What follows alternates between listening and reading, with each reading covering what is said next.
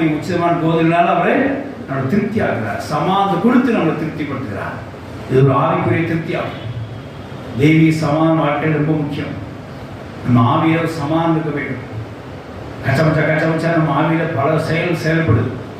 ஆனாலும் ஒரு தெய்வீக சமாதானத்தில் அதை படுத்துக் கொள்கிறோம். காலை எந்திக்கும் போது அவரோட டென்ஷன் ஆவிகளே போராடுது. அதை சரி இதை சரி இப்படி பண்ண அப்படி பண்ணணும், அவன் பேசினா இப்படி கவுண்டர் பண்ணணும், இதை பண்ண அப்படி பண்ணணும், பெரிய லிஸ்ட்டு ஒன்றும் உருப்படல. அந்த ஆவிக்குரிய சமாதானம் உள்ள வந்த உடனே அந்த உச்சிதமான கோதுமை நம்ம ரீச் ஆகிட்டது நமக்கு தெரியும். ஹல்லேலூயா. அப்பதான் தேவன் திருப்திப்படுத்துறார். ஆவியில் செயல்பட கரெக்டாக வைத்திருக்க வேண்டும். அது அந்த தெய்வீக சமாதான ஆவிக்குள்ள இருக்க வேண்டும். அதனால என்ன அந்த திருப்தி ஒரு மனுஷனுக்கு இருந்த ஆவிக்குரிய திருப்தி, ஒரு சமாதானம் பெற்ற ஒரு திருப்தி இருந்துன்னா அவன் நாள் ஃபுல்லாக எதையும் சந்திப்பான். அவனுக்கு அதை பற்றி கவலையே கிடையாது. இந்த ஆவியில ஒரு சமாதானம் இல்லை, ஆவியில ஒரு திருப்தி இல்லை அப்படின்னா அந்த ஆவி அன்னைக்குள்ள அதாடிதான் தெரிஞ்சு என்ன அப்படிங்க.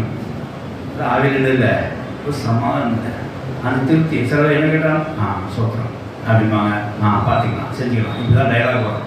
என்ன ரீசன்னா அவர் தெய்வீகத்தோட சமாதத்தோடு இருக்கிறாங்க. ஆவியில் இந்த சந்திர சக்தியெல்லாம் அவங்க ஒன்றும் செய்யாது. மூலக சில பிரச்சனைகள் பார்க்குறோம். ஆவியில் சமாதானம் உள்ளவர்கள் அதை என்ன செய்ய மாட்டார்கள், அதை பெரிய பொருட்களை எடுக்க மாட்டாங்க.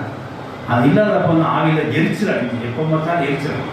அடுத்த சொன்னார், என்ன ஆவி உடையவர்கள் நீங்கள், ஆண்டவரே என் உள்ள உடம்புல சமாதானத்தை அழிச்சிடலாமா, எளியா கூட அக்னி போட்டு பச்சிக்கலாம்னு.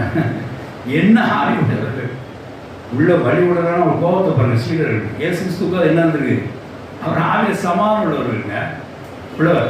அதனால என்ன ஆவி உள்ளவர்கள் நீங்க அப்படின்னு கேட்டாங்க. எரிச்சல் ஆவி உள்ளவர்களாக இருக்கிறாங்க. யோனா பாருங்க, எரிச்சல் ஆவி உள்ளவர்கள்.